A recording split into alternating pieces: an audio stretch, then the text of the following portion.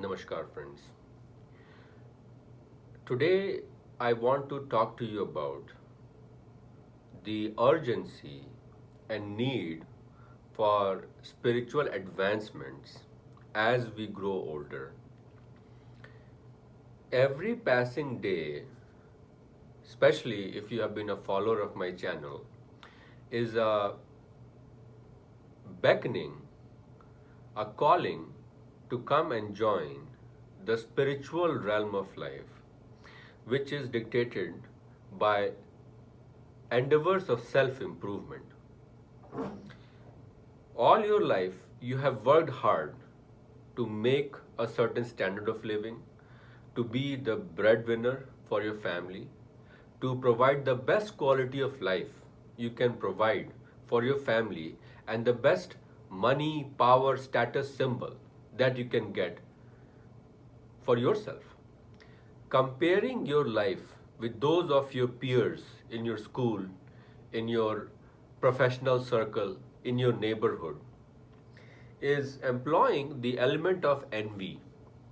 Now, you see, when you are a student in Brahmacharya, competition can work very well for you.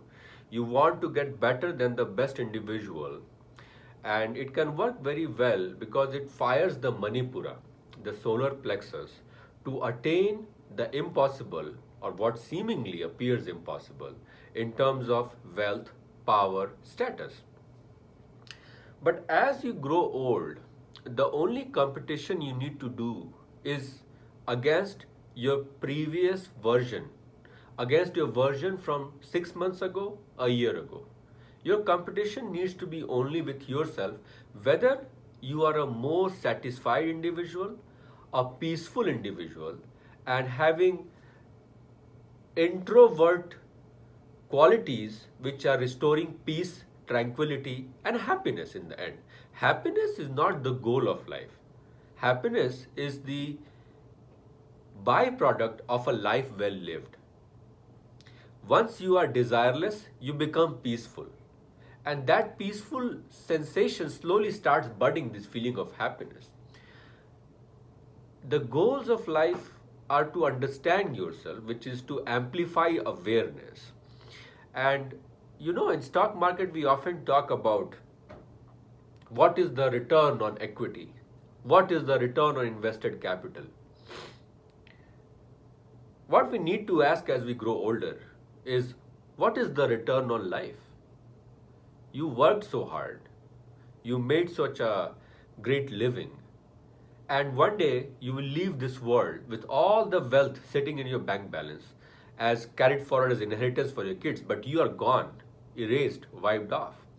And the biological cycle, since you're trapped in this hamster's wheel of status, symbol, power, wealth, money, will continue spinning, except it has snatched from you everything you have created in this life, which you thought were savings. Unfortunately, whatever you deposited went in your checking and will be checked out by your kids, family members after you have left. Nothing is carried forward except of spiritual significance. So, my friends, what matters are the things that you do for other people. So, the realms of yagya, dan, and tap, those karmas where sacrifice, philanthropy, and charity are components, especially when done with shraddha or faith, those are the things that are going to reinforce your destiny, your bhagya, vidhan in your next life. So, as you grow older, you have to ask not what is the return on equity or ROIC, return on invested capital. Ask what is the return on invested consciousness? What is the return on life? Have you lived a life well lived which does not just employ how much money you left for your kids, but employs what kind of son you were, what kind of husband you were, what kind of father you were? But again, that is all in the realm of Kam and somewhat in the realm of Dharma, but mostly in the realm of Kam or attachment from the desires. The bigger question, when Buddha leaves his son and when Neem Karoli leaves his married life to become a sannyasi, it's not about not fulfilling their calm, but it is going beyond the realm of calm. That is, shunning the realm of earth or wealth into the realm of dharma and the realm of moksha. So as you grow older, that's why you will see we had four ashrams in our life. There was Grihastha ashram from 25 to 50, and then Vanaprastha and Sannyas. It is more about slowly getting away from this clamor of the society and receding inside you into the seclusion of the self. Because aloofness, solitude can even be practiced when you're leading a family life. All you need to do is take a 5-minute break in the dawn and 5-minute break at dusk. Set your alarms, take a 5-minute break, go sit quietly for 5 minutes where you will not be distracted by any individual. That is your personal spiritual time. That is the time for talking to your Sukshma Sharir, which are the four elements of Manas, Buddhi, well, I think of Manas and Chitta, but Manas, Chitta, Buddhi, Ahankar, as well as the Indriya. So you have to have all these individuals talking to each other. And then of course there is the Atman and the Karan Sharir, which is a witnesser. But the participants are these four individuals. So you need to talk about the things you thought, the emotions you felt, the right thing that you should have done, and how you are doing in terms of your long-term goals in life. So end of the day, happiness is what you want to attain, but happiness is not the eventual goal of life. Happiness is a byproduct of a life well lived, a life that is free from hankering and cravings, that becomes more peaceful as you practice it, and then over time you will feel happy, bubbly for no good reason. So happy for no good reason is what you feel when you have inner peace and satisfaction. So it's very important to work on yourself by working in the realm of yajna, dan and tap, sacrifice, philanthropy and charity in the mode of Shraddha. Because if you do things yajna, dan and tap without the mode of Shraddha or faith, then it is neither going to help you in this life nor in the next life. Shraddhya hutam dattam tapasutam kritam chait asitta jite part na cha tat pretya no I. Acts of yajna, dan and tap that are done without Shraddha or faith neither benefit an individual in this life through the realm of karma, nor they are recorded in the Sanchit karma to go in your next life. So they are useless. Stop doing useless things in life. Stop accumulating money and status symbols on this hamster wheel where you are competing with your neighbor, friend, your other colleagues at work, because they are on a hamster wheel, this hedonic treadmill where there is no end. You know, humans have an immense ability to take things for granted. It's immense. Like no other individual in creature on earth has so much ability to just take things for granted. What does it show? It shows anti-gratitude, anti-humility. It shows the lack of humility and gratitude for the things you have in our lives. We just enormously take things for granted and then it just sinks into ourselves as ye to hona hi tha. This is our part. And the sad part is that all of it will be wiped out when we die and we have to start from the beginning. So none of the wealth you accumulate will be carried forward. You might leave a huge inheritance for your kids. And by doing that, you are actually handicapping them from developing their own self-will to work as hard as you did to make the way, the life you have made.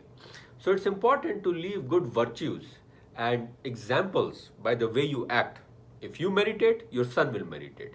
If you sit 5 minutes in Kumbha Kriya, the kids will sit for 5 minutes in Kumbha Kriya. Because na buddhir bhedam janyad jnanam karm sanginam joshyet sar karmani vidvan yuk samacharan. By your acharan or your attitude towards life, behaviors, the kids around you will model your attitude. So instead of telling them what is the right thing to do, just do that right thing in front of them. That is the way they will channel your behavior. They will do modeling. So my friends, it's important as we grow older not to get on this hedonic treadmill which is operated, the 7 deadly sins, and the worst sin is envy. Envy doesn't do anything good for you, but it doesn't do anything good for the other individual too. At least the other six, lust, anger, greed, gluttony, sloth, and pride, at least make you feel good transiently, but at least they make you feel good. Envy makes you have a lot of anger and a lot of low self esteem, and then you act in recoil. So, envy and anger are the worst of the seven deadly sins because they don't do anything for you except harming you. And they say envy is the ulcer of the soul. They do nothing for you, they just harm you, and they make you go on this hedonic treadmill even more. So you become mechanical automaton that keeps working day and night, and you are not contributing to your sukshma sharir or the subtle body where the faculties need to be aligned. So in life you have to do two things. Persist. Persist is the action of three yog: bhakti yog, emotional devotion; nishkam yog, charity; yajna tap, charity, sacrifice, philanthropy in the mode of shraddha or faith; and dhyan yoga, which is contemplation. Whether you do contemplation combining it with kumbhak kriya, where you sit in a dhyanasana, sit in a lotus position, sit with fingers clasped in a certain way to form a yoni or a gyan mudra, and then take breath where you are either concentrating on the agya or the glabella to have the visual form of your god, or just thoughts or just the flow of air, but concentrate on that peacefully in solitude. Please give yourself 5 minutes in the morning and in the evening. This is the realm of persist, the Tri Yoga and the Panch Pratyahara, which is the intermittent fasting, alkaline water consumption, Kumbhak Kriya, aerobic exercises, movement, and Dhyan. So, Panch Pratyahara, Tri Yoga are the realms of persist every single day. No matter how you feel, you have to do this. 5 minutes in the morning, 5 minutes in the evening. In the realm of dhyan, you can do some of these activities. You can have emotional, devotional chanting, or you can also follow the paths of resist. Now, resist is what? Resist is the seven deadly sins that I talked to you about. So, Gita talks to it about it, Bible talks about it, but you have to just remember that there are seven enemies that you have. And these enemies are constantly coming and testing you through the realm of Maya or delusionary web of opposites. So these are the realms. As I said, the seven are lust, anger, and greed, pride, envy, gluttony, and sloth. And the order in which you have to remove it is first get rid of envy, because envy doesn't do anything for you. It makes you just collapse onto this hedonic treadmill, more of wealth, more of status, and none of it is going with you in the next life. So envy is the first thing that you have to eliminate in the seven deadly sins. Then go after lust, anger, greed, and then attack gluttony and sloth, which is of course tamas, and then in last is pride, because pride is the last trait that a saintly person will give up when he is on the path of going nirgun from the Sagun Brahman. So pride can have of course good modifications as self-respect, and you will not commit things which you should have committed otherwise under the realm of tamasic gunas. But even the individual who has burned his pride, as Ramana Maharishi or Ramakrishna, then nothing left for them to do. So they are in the realm of Nirgun Brahman, and more concentration should be paid towards elimination of envy, number one, because not doing anything for you. So my friends, in short, think about what has been the return on life, not just the return on invested capital, whether you're putting it in the bank, bonds, stocks, index funds. Good. Financial literacy, I am a big advocate of. But your bigger motto as you're growing older is not to grow your wallet fat, but to grow your willpower, which is more fat and stubborn, and more of intention and shraddha. So those things will grow through the realm of persist. And of course, you have to resist the vices that I talked about, the seven vices. And the whole goal is not to keep accumulating the same of the wealth and money, which is not going to contribute anymore. Once you have realized you're not going to die of hunger or starvation, you have to stop accumulating money at this rapid rate and spend more and more time in your spiritual realm. 5 minutes in the dawn, 5 minutes in the dusk, you assess your activities. What activities you did in the morning, what activities you did in the evening, what are your long-term goals? Are you moving towards them? Are you getting closer to God? Are you increasing your awareness? Are you more peaceful today than you were yesterday? Are you allocating your time equally to the four compartments of dharma, arth, kam, moksha, and not just remaining in arth and kam, not only remaining in blind delusion of desire and attachment? Once you have calculated that, and constantly remind the mind, because the mind is very impressionable, mind will take the cues that you send to it through the realm of intellect in dhyana. And if you just leave it alone, automaton, the mechanical process, then the prana component will become very heavy on you and the chitta cannot grow. Whereas we are chittas, we are immense uh, immense possibility witnessers, and witnessers who are not affected by what they see. That is what Shiv Chitta is, and that is what our father Param Shiv is. And that's what we have to inculcate in this life. So, my friends, persist and resist. Constantly evaluate yourself whether you are leading the high life that you have set out in the realm of sadhana, and don't expect miracles or big leaps suddenly. Let it grow slowly upon you by doing the Panch Pratyahara and 3 Yoga in the realm of persist, and resist as much as you can the 7 deadly sins, and start with envy in the first place. Hope you liked this video. Please feel free to leave your comments below. Jai Shri Ram.